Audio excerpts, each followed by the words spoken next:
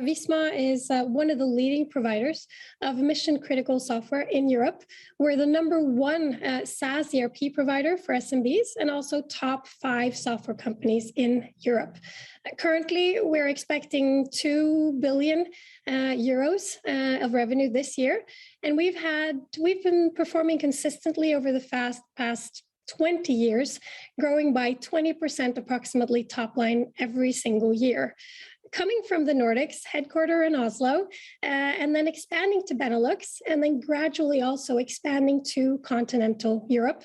Today, we have approximately 13,600 employees, more than 6,000 developers, and approximately 80% of our revenue is coming from cloud.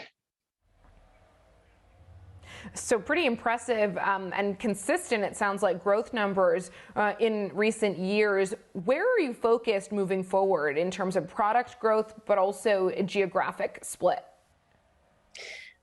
Well, I would say the pandemic has definitely boosted our strategy of entering into cloud. So we are investing in modern cloud ERP solutions to our customers. And during the pandemic, from one day to another, all of us suddenly had to do whatever we could from home. Either that was schooling or actually driving your business. So in that period, we saw a boost of all our modern ERP solutions that made it easy and efficient to work from home. And that's where we are expanding, both in the current markets in which we operate, which is the Nordics, Benelux, and also naturally in Central and Eastern Europe. But entering into new markets like our recent acquisition in Spain, Hold It, which we believe can be the market leader within these deliveries in the time to come. It sounds like the pandemic did present a very good business opportunity for your firm as more and more people were remote working. Now that many economies are opening up and encouraging workers to go back to the workplace, do you think that business growth is going to start slowing down because of some of these potential headwinds of people no longer having to work remotely? We are naturally following the workplace.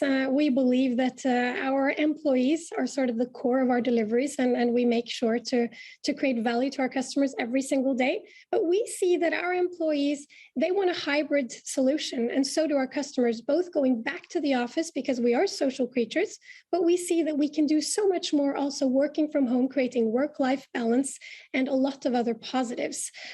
I see our projections in Visma is that we will continue the growth pace that we have had over the past 20 years because the software space is expanding. I think the positive is that the software space is expanding. Anything that can be automated is making it easier for our customers to focus on what they really believe in. Either they are small cornerstone shops or large enterprises. We deliver both to the private and the public sector. The challenges I see for the overall software space is talent acquisition. There is a high demand for engineers, and there are not enough software developers or engineers being educated. So if you look to Europe, actually, a lot of the best schools are public. So we are currently now talking to the government to increase the education.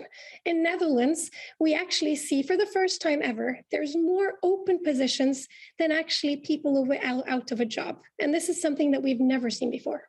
Interesting, because it also reflects what's happening at a broader macro scale where many companies, not just yours, are talking about the need to hire workers, but the lack of worker availability because of a mismatch of skills. So it's interesting to see how your company is trying to change that somehow from a grassroots level. I want to take you to something else. You mentioned to my colleague Juliana that you have big growth plans, but let me just ask you about your potential IPO plans as well. You've said that you're looking to IPO the company in 2023. Why not sooner? Why 2023? Yeah, with regards to expanding and building, I just want to also allude to the fact that we grow by both buying through acquisition, buying companies that fit our strategic position, but also growing organically, the ones that are already a part of the Visma family. In respect to IPO, I think that with regards to our size, we were listed in 2006 and have been off the stock exchange and believe that 2023, as you put it, is a good place to at least, depending on market conditions, go back to the stock exchange. This seems to be the right timing, both for our current investors, but also for the company as a whole.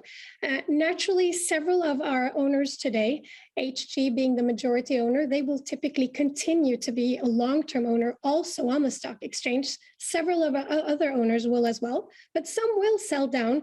So we really want to make sure that we have the right investor base with a long-term perspective, and also make gradual moves also in 2022, getting the company, the employees ready to list.